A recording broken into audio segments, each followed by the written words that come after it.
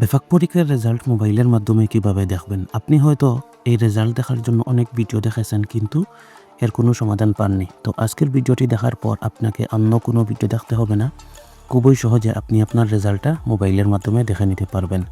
বেফাকের সর্বশেষ পরীক্ষা অর্থাৎ 2026 সালের 49তম কেন্দ্রীয় যে পরীক্ষা হয়েছে, তার রেজাল্ট আজই প্রকাশিত হয়েছে। এখন থেকে আপনি আপনার বেফাকের রেজাল্টটা মোবাইলের মাধ্যমেই দেখে নিতে পারবেন।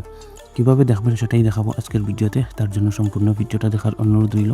তাহলে চলুন কথা না বাড়িয়ে মূল ভিডিও শুরু করা যাক। আর চ্যানেলে নতুন হয়ে থাকলে অবশ্যই চ্যানেলটিকে সাবস্ক্রাইব করে ভিডিওটিকে একটি লাইক করে দিবেন। আর কমেন্ট বক্সে জানিয়ে যাবেন পরবর্তী ভিডিও আপনি কোন টপিকের উপর চান।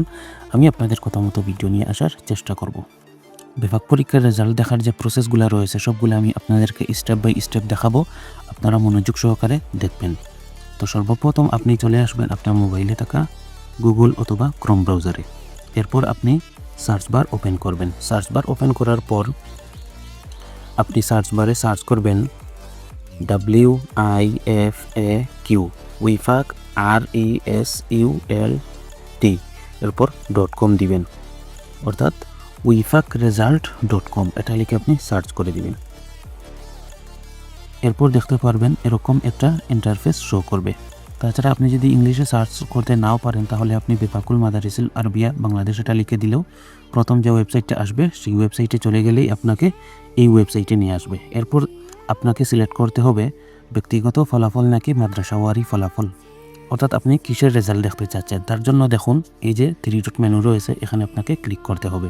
এরপর দেখুন এখানে রয়েছে ব্যক্তিগত ফলাফল। আপনি যদি মাদ্রাসাওয়ারি ফলাফল দেখতে চান তাহলে 2 নম্বরটা সিলেক্ট করবেন। আপনি যদি মেধা তালিকা দেখতে চান তাহলে 3 নম্বরটা সিলেক্ট করবেন। তো আমি ব্যক্তিগত ফলাফল দেখবো, তো এটাই থাকুক।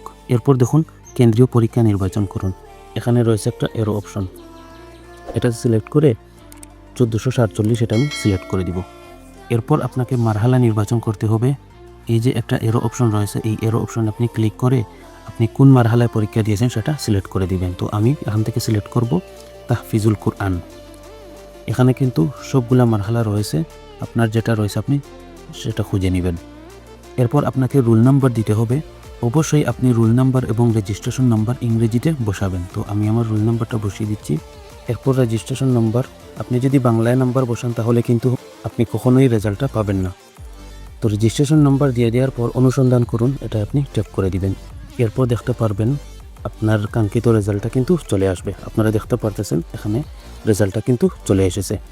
এখন আপনারা এই রেজাল্টের PDF ফাইলও ডাউনলোড করতে পারেন। এই যে দেখুন PDF ডাউনলোড করুন, এটা আপনি ক্লিক করে দিবেন। এরপর দেখতে পারবেন এটা ডাউনলোড হয়ে গেছে। এখন আপনারা এই ফাইল কোথায় পাবেন, তার জন্য এই যে 3 ডট মেনু রয়েছে এটাতে আপনি ক্লিক করে দিবেন। এরপর দেখুন এখানে রয়েছে ডাউনলোড অপশন, এই ডাউনলোডে ক্লিক করবেন। তারপর দেখুন রেজাল্ট PDF, এটা আপনি ক্লিক করবেন।